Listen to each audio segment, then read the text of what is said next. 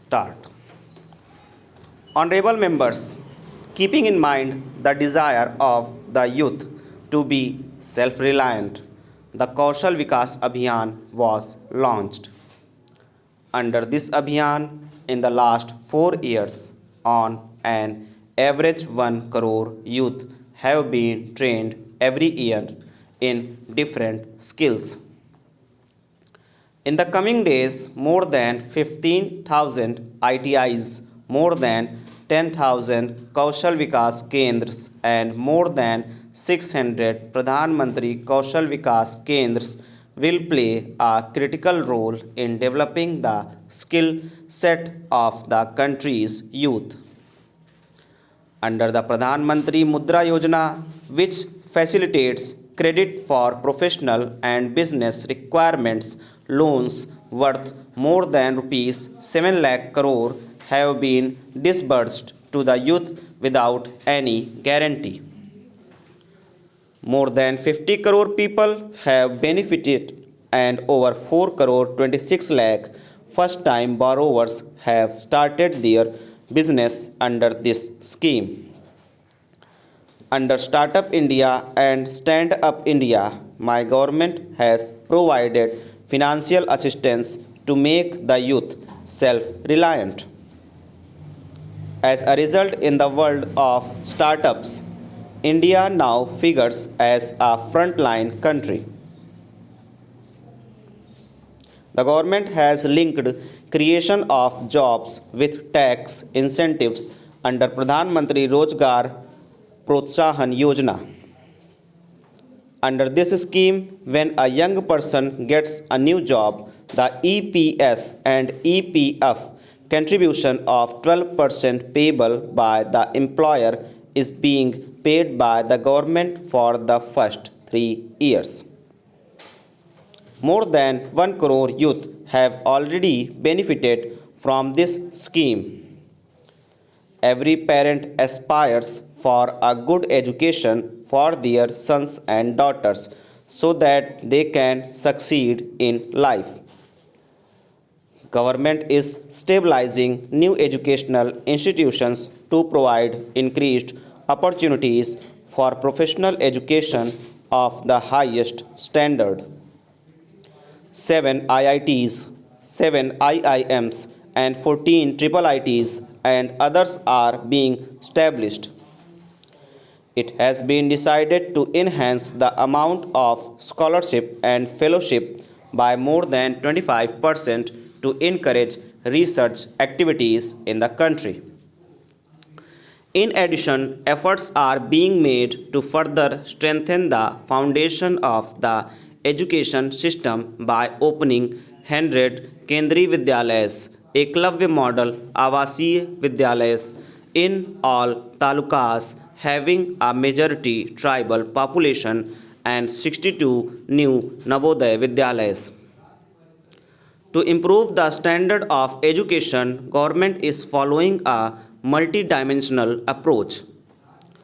To secure the future of the country, it is imperative that children still studying in schools get full opportunity to transform their imagination into concrete reality. Honorable members, with changing times and evolving technology, methods and processes of employment and business are also changing.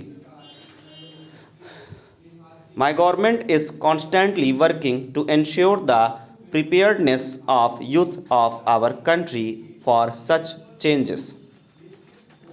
My government is making efforts to identify talented sportspersons from different corners of this country under the youth centric Khelo India program. Transparency in selection process has boosted the morale of our sportspersons. The result is reflected in the number of medals won by us at national and international levels. Our daughters are making remarkable contribution in every field today and have brought laurels of the country. It is for the first time since independence that the policies and programs of the government have created numerous new opportunities for enterprise for women and led to their empowerment and economic mainstreaming. Under the Pradhan Mantri Mudra Yojana, the maximum benefit has been availed by women. Out of the 15 crore Mudra loans provided so far throughout the country, 73% have been disbursed to women entrepreneurs. Under the Deen Dayal Antyodaya Yojana, about 6 crore women have become members of self-help groups. My government has provided loans worth more than rupees 75,000 crore to such self-help groups. This amount is 2.5 times more than the loans given in the 4 years preceding 2014. In order to ensure the participation of women entrepreneurs in small and medium enterprises, it has been made mandatory for the major government companies to purchase at least 3% of their material from the enterprises owned by women entrepreneurs. My government is also making efforts to address the problem of gender based discrimination faced by women in different spheres. Last year, a decision was taken whereby women officers recruited under the Short Service Commission in the armed forces would be considered for permanent commission through a transparent selection process, just like their male counterparts. Women who had been deprived of employment opportunities in the underground mining sector even after so many years of independence will now be given equal opportunity to work in this sector. To enable working women to devote more time towards the upbringing of their newborn children during the crucial formative years.